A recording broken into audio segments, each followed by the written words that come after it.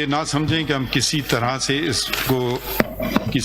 ہم اس کو پوری سیریسنس سے لے رہے ہیں اس خط کو، مگر اس خط کے کئی پہلو ہیں جو مجھے سمجھ آئے ہیں۔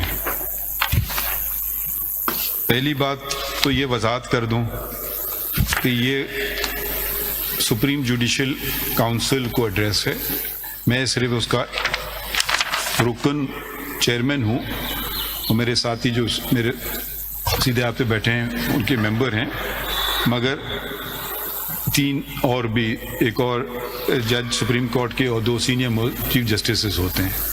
تو میں جیلانی صاحب کی بات سے بالکل اگری کرتا ہوں کہ سپریم جوڈیشل کونسل کا دائرہ اختیار جو ہے وہ آئین میں لکھا ہوا ہے، وہ آئین کی شک ہے، ذرا وہ بھی دیکھ لیتے ہیں، ساتھ ساتھ چلتے ہیں، کیونکہ اس خط میں ایک طرح سپریم جوڈیشل کونسل کا ذکر ہے، جو معاملہ ہم جیلانی صاحب کو بالکل نہیں بھیجنا چاہتے تھے، نہ بھیجا گیا تھا۔ 209 شک ہے نا سر؟ یہ اب اس کے جو اختیارات ہیں وہ اس کی 5 اور اس کی 6 میں آتے ہیں۔ یہ کام ہے سپریم جوڈیشل کونسل کا، ذرا پڑھ دیں۔ If on information from any source, the council or the president is of the opinion that a judge of the Supreme Court or of a high court, A, may be incapable of properly performing the duties of his office by reason of physical or mental incapacity, or B, may have been guilty of misconduct, the president shall direct the council to, or the council may on its own motion inquire into the matter. 6 بھی پڑھ لیجیے۔ If after inquiring into the matter, the council reports to the president that it is of the opinion, A, that the judge is incapable of performing the duties of his office or has been guilty of misconduct, and B, that he should be removed from office, the president may remove the judge from office. 8. 7 بھی پڑھ لیں۔ A judge of the Supreme Court or of a high court shall not be removed from office except as provided by this article. 8. The council shall issue a code of conduct to be observed by judges of the Supreme Court and of the high courts.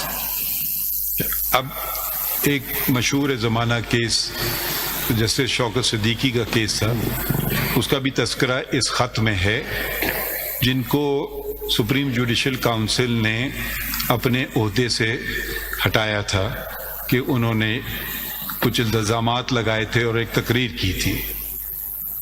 Supreme court, اب وہ supreme judicial council ایک الگ ادارہ ہے، supreme court بیٹھی اور اس نے کہا کہ یہ فیصلہ سسٹینیبل نہیں ہے، کیونکہ ان کو اپنا موقف ثابت کرنے کا موقع نہیں ملا۔ اور پھر آپ ججمنٹ پڑھ لیجئے گا، وہ حال ہی میں ریلیز ہوا ہے۔ تو ایک حد تک تو میرے حساب سے یہ فیصلہ سپورٹ کرتا ہے جو جج صاحبان نے کہا ہے کہ اگر وہ ایسی بات کریں تو ان کو کوئی خطرہ نہیں ہونا چاہیے کہ بھی وہ ان پہ تو کوئی نہیں الٹا شکایت کریں، الٹا ہی ان کے گلے آ کے پڑ جائے۔ تو اس سپریم کورٹ کے فیصلے نے یہ، اگر کسی کے ذہن میں یہ شک شبہ تھا، اس کو تو دور کر دیا ہے کہ ایسا بالکل نہیں ہو سکتا ہے۔ سپریم جوڈیشل کونسل اگر کوئی جج کہے گا، اس کی سنوائی کے بغیر آگے نہیں بڑھے گی۔